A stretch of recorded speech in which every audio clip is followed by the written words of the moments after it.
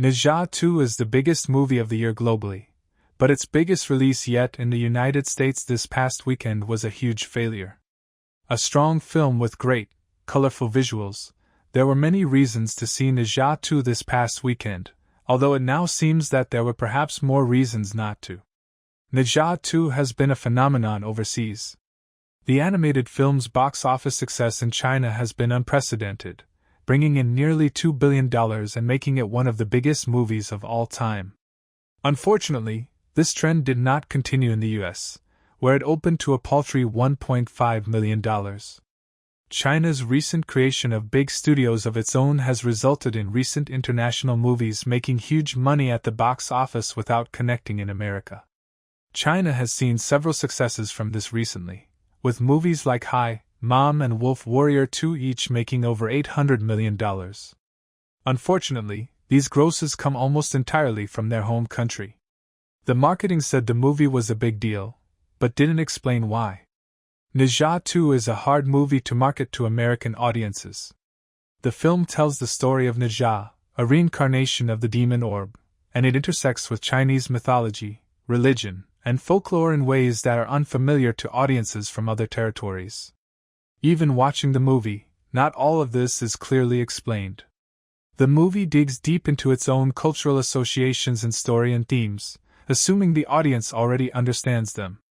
This led to the American marketing being focused not on what the movie is, but more on how much success Ne Zha 2 has already found. It is a big deal that Ne Zha 2 has been able to make nearly $2 billion, but that is not going to lure in casual filmgoers. While followers of box office statistics and hungry cinephiles who frequent the cinema regularly might be drawn to such a release, there is not enough of a hook for general audiences. The marketing, including Ne Zha 2's trailer, could have focused more on the beautiful visuals and scale of the film, and it likely would have been more effective if it had spent more time actually explaining what the story of Ne Zha 2 is. Instead, the film leaned on its previous success as a bankable feature, which turned out not to be an effective strategy. The US has adopted a greater America First position. Overhead angle of shot of live-action 2025 Superman. America, both politically and culturally, has moved into a more isolationist philosophical bent. This is reflected in the nation's political machinations, and it has created some tension with various countries around the world, including Canada, Mexico, and especially China. Many have justified the disappointing international component of Superman's global box office as being because the character represents America, and America is not as well liked on the international stage at the moment. A similar explanation might help to understand Ne Zha 2 failing to connect in the US.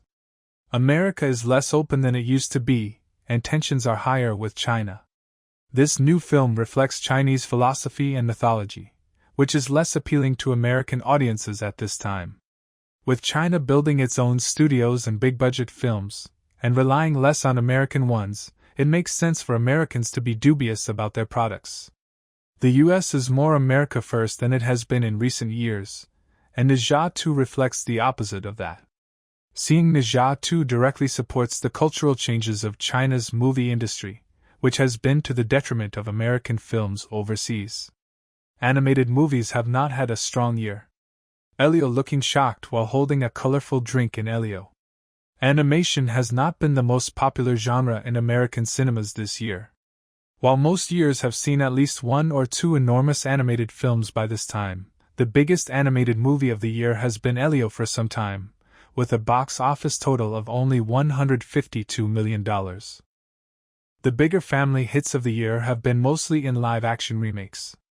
Lilo and Stitch hit the $1 billion milestone, while How to Train Your Dragon earned the franchise best $626 million. It seems that animated films in theaters are not connecting in 2025 the way that they have in previous years. There is, however, one important counterpoint to this. Netflix's K-pop Demon Hunters ruled the box office this past weekend, earning $18 million in only 2 days. While this is an important note, it also must be understood that K-pop Demon Hunters has become a unique cultural sensation. The theatrical release capitalized on that with untraditional, sing-along screenings. The cultural setting of K-pop Demon Hunters may also seem to contradict the America First position listed above. However, despite an international story, the film is primarily an American product, produced by Sony Pictures Animation. In addition, even an $18 million opening weekend is small in the larger picture, drawing even less than Elio's $21 million domestic opening.